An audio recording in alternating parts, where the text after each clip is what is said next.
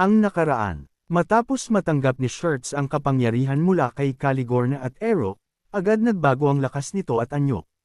Talagang kaya na nitong makipagsabayan sa mga nilalang na hinirang ni Lom-Endel. Dahil doon, kanya-kanya ngayon sila ng ating bida ng kakalabanin.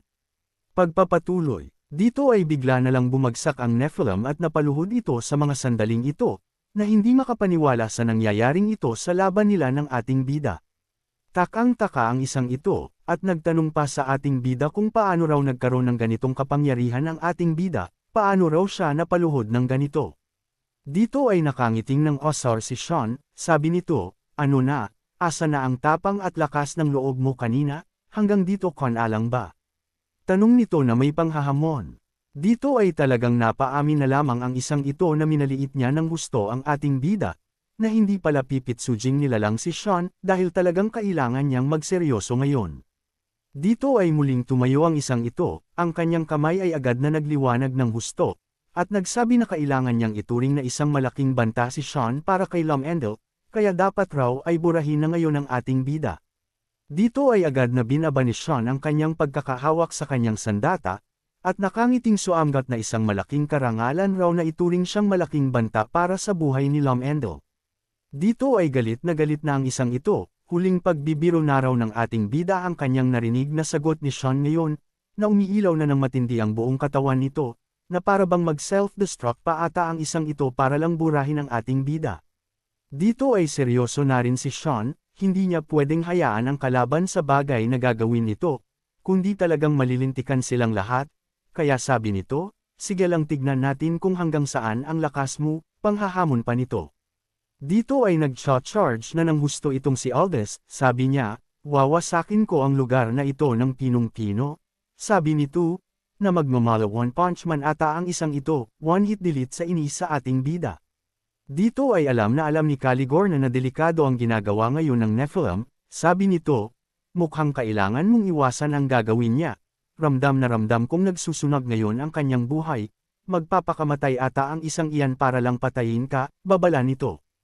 Kaya lang imbis na tumakas, si Sean ay sumugod pa sa kalaban, at nagsabi na mas magandang araw iyon, kaya nagtataka naman si Caligorna sa pinaplano ni Sean ngayon. Dito ay sumigaw ang Nephilim, sabi nito, Brilliance Ultimate, Final Wings, tawag nito sa kanyang panapos na pag-atake para kay Sean. Dito nga ay buong tapang na sumugod si Sean, dahil dito raw niya makikita kung kaninong kapangyarihan daw talaga ang mas malakas, kay Lom-Endel o kila Ero at Caligorna. Sabi nito, Goddess of Death Authority, gagamitin niya ngayon ang kapangyarihan o pamamaraan mula kay Caligorna. Sabi nito, River of Oblivion, Lethe, tawag nito sa kanyang pamamaraan, gamit ang kanyang kamay na may kapangyarihan ni Caligorna. Sa kabilang banda naman, sa lugar kung saan naruroon sila Princess Arin at Oliver, ang mga tao rito ay natataranta na sa mga nangyayari. Okay lang po ba kayo mahal na prinsesa? Tanong ni Oliver. Okay lang ako, bilasan mo kailangan na nating umalis rito, sabi ng prinsesa, masusunod po, sagot naman ni Oliver. Dito ay kitang-kita nila ang napakalaking pakpak ng Nephilim, at napakatindi ng liwanag na ito, mukhang mas malala pa ata sa atomic bomb ang pagsabog na magaganap rito ngayon pag sumabog ito. Itong si Princess Arin ay walang takot talaga, hindi niya alam kung anong meron sa napakalaking pakpak sa unahan, pero alam niya at sigurado siya na naruroon ang kanyang dating mapapangasawa. Sa kalayuan naman, ay naririto sila Lex-Imus at Gale, nagtataka rin si Lex-Imus kung ano ang malaking pakpak na nagliliwanag sa unahan na nakikita nila ngayon. Sabi pa ni Lex-Imus, nakakita ka na ba ng ganyan noon? Tanong ni Lex-Imus kay Gale na kanyang master, hindi pa, sagot naman ni Gale. Sabi ni Lex-Imus, kailangan ko sigurong puntahan iyon para alamin, kaya lang pinigilan siya ni Gale, sandali lang sabi ni Gale. Nakalimutan mo na ba na may misyon tayo na protektahan ang mga ito? Hindi ko magagawa iyon ng mag-isa lang, paalala nito. Kaya lang mapilit si Lex-Imus, sabi na lang ni Gale, ang prinsesa ay inutusan ka sa bagay na ito, kaya magtiwala ka sa kanya, at gawin ang ipinag-utos niya. Dahil doon, wala nang nagawa pa ang isang ito, gustuhin man niyang siguraduhin ang kaligtasan ni Arin, wala siyang magagawa kundi ang tuparin ang utos ng prinsesa. Sabi ni Gale, kung naiintindihan mo, bilasan mo tipunin mo ang mga sundalo. dahil mukhang ang ibang anak ng Labi Horner ay wala nang gagawin para maayos lahat ng ito, dahil naririto nga rin ang mga angas na ito na nauna pa sa first na tumakas. Matapos kumilos ni Lex Imos, ang isang ito naman na si Gale ay nasabi sa sarili na kailangan niyang ipagbigay alam ito sa kanyang boss amo, kung sino man iyon hindi ko na alam, pero maaaring iyon ay ang ama ng ating bida. Dito ay naglabas ng isang scroll ang isang ito na nagliliwanag, dito niya inilagay ang lahat ng impormasyon na kailangan niyang ipasa sa kanyang amo.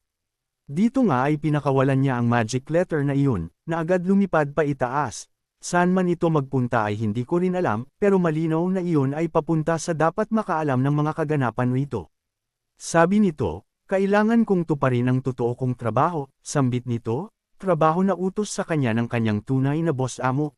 Sabi nito, wala akong masamang intensyon sa prinsesa, kaya pakiusap, patawarin mo ako, trabaho lang walang personalan, sambit nito, na sino kaya talaga ang amo nito, hindi kaya ang si Princess Violet. Tingin ninyo, pero mukhang yung tatay ni Sean. Ang malaking pakpak ng Nephilim na dapat ay sasabog ngayon sa final attack nito ay biglang nababalutan ng kulay itim, ito ay epekto ng kapangyarihang ginamit ni Sean, ang Death's Authority. Gulat na gulat ang mga ito sa kanilang nakita ngayon, ano yan, pagtataka ni Oliver? Nasabi naman ni Erin, medyo kakaiba iyan, pero mukhang alam ko kung anong nangyayari, sabi nito. Kilala ni Erin ang higanteng ito raw ay ang gwardya ni Lum-Endel, ang Nephilim, dito ay hirap na hirap ang isang ito, dahil para siyang tinulsikan ng mga asp-alto o ng langis, sabi nito, Kadiri, anong ginawa mo sa akin, pagtataka nito. Sabi naman ni Sean na nasa ibaba, ang bagay na iyan ay pangontra sa iyo, mabuti naman na naisip mong Kadiri yan, pang-asar talaga ng ating bida, habang nakatingin sa kanya si Erin. Patuloy na nilalabas ni Sean ang kapangyarihan na ito ni Caligorna, ang Death's Authority, mabuti raw ay taglay niya ito, malaking tulong raw ito sa kanya para kontrahin ang mga tauhan ni Lum-Endel, sabi naman ni Caligorna sa ating bida, talagang may mali sa pagkatao ng batang ito, para siyang hindi tao, sabi nito. Dito ay napagtanto ng isang dito na ang kapangyarihan na ginagamit ni Sean sa kanya ay mula sa authority ni Caligorna, paano raw ito nakuha ng ating bida? Naiinis ang Nephilim dahil hindi gumagana ang kapangyarihan ni Lum-Endel na binigay sa kanya sa mga sandaling ito dahil sa ginawa ni Sean na mula sa kapangyarihan ni Caligorna.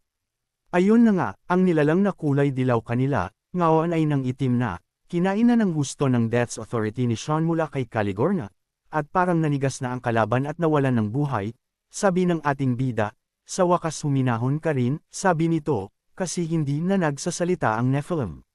Dito ay umatake kaagad, si Sean, Fog Sword, 8 Fluttering Petals, sabi nito, na pinaghati-hati niya ang higanteng halimaw. Ayun na nga, parang normal na bakal na lamang ang hinati ni Sean matapos talunin ng Death's Authority ng ating bida. Dito ay namangha si Caligorna, sabi nito, ibang klase ka, mabilis mong natutunan kung paano gagamitin ang aking kapangyarihan, pagpuri nito kay Sean, na para bang normal na kay Sean ang kapangyarihan ng isang katulad ni Caligorna na goddess. Sabi pa ni Caligorna, ang death ay ang kapangyarihan na kunin ang buhay, at ang aking authority ay may kontrol sa kapangyarihang iyan, tulad na lang ng paggaya mo sa lahat ng mga nagawa mong patayin, sabi nito kay Sean. Nang sabihin iyon ni Caligorna ang patungkol sa kakayahan ng gayahin ang kapangyarihan ng mga napatay niya, dito ay may pumasok na kung ano sa isipan ni Sean, kaya tuwang-tuwa ito. Sa kabilang banda naman, sa lugar kung saan nakikipaglaban si Shirts, dito ay hingal na hingal ang isang ito sa kanyang kalaban, dahil hindi niya ito mapatay-patay, iyon ay dahil naka-immortality si Frederick. Naabot na ni Shirts ang kanyang limitasyon nito, dahil nga sa hindi mapatay si Frederick, napagod na lang si Shirts, kaya nakagapos na ito sa mga galami ng kalaban, sabi pa ng kalaban, lumakas ka nga, pero hanggang dyan lang talaga ang level mo bata. Sabi pa nito, ang kapangyarihan mo ay hiniram lang mula sa ibang nilalang, kaya hindi mo ako magagawang talunin bata, paalala nito. Dito na ang katapusan mo, sisihin mo ang sarili mo sa pagiging mahina mo, mukhang sanay ka namang laging talunan, sabi nito. Sabi pa ni Frederick, mahina, walang kapangarihan, walang saysay, walang kwenta ka Shirts Labi Horner. Di ba iyon ang mga tawag sa iyo, na dito ay inis na inis ang isang ito. Dito ay aatake na ang isang ito kay Shirts para tapusin na ito. Sabi niya, Humanda ka Shukurts, dito na magwawakas ang iyong buhay. Kaya lang bago niya mapakawalan ang pag-atake, may isang malaking kamao ang sumuntok sa kanya ngayon nang hindi niya namamalayan. Talsik si Ferdik palayo kay Shirts, nagulong-gulo ngayon sa nangyayari, ano itong malaking kamay na kulay violet? Sabi ni Sean, ako ang nagpalakas sa kanya, kaya wala kang karapatan para magdesisyon kung mamamatay siya o hindi. Sabi ni Sean, Goddess of Authority, Projection of the Dead, tawag nito sa kanyang pamamaraan, na gamitin ang kapangyarihan ng kanyang mga napatay, nagamit nga niya ngayon ang lakas ng Nephilim, sabi pa nito, Ashiel's Feast, tawag nito sa kamao ng Nephilim. Sean Ver, anong kapangyarihan niya ng Nephilim, paano mo nakuha yan? Pagtataka nito, iyon ay nagawa kasing talunin ni Sean ang Nephilim.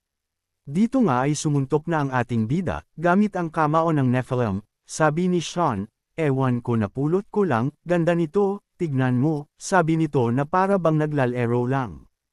Ayun na nga, walang hiya ang ating bida, pati ang gumo-gumono ni Luffy na Gatlangan ay ginamit rin, niretreat niya ng suntok si Freddick, na hindi na makita ngayon.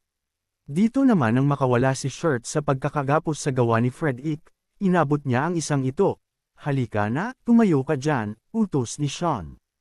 Sabi pa nito, pagbayarin mo yan sa mga ginawa niya sa pamilya mo, nakangiting sabi nito, kasi kaya na ni Sean durugan si Freddick, kaya makakaganti ng malaya si Shirts.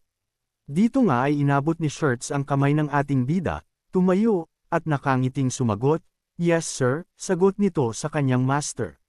Fog Sword, double-sided, tawag nito sa pamamaraang gagamitin niya, na natatarante na itong si Freddick, dahil wasak-wasak katawan nito sa ginawa ni Sean na pagsuntok sa kanya. Hindi pa doon natatapos, dahil si Shirts ngayon ang nagpakawol ang panapos na pag-atake para talagang koksay na ang isang ito. Matapos noon, ay lumapag na si Shirts sa lupa, tanda na tapos na ang laban.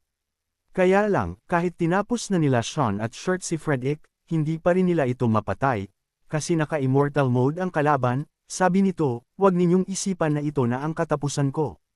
Maaaring napuwersa ninyo akong umalis sa ganitong anyo ko, pero babalik ako pagdating ng araw, sabi nito kila Sean.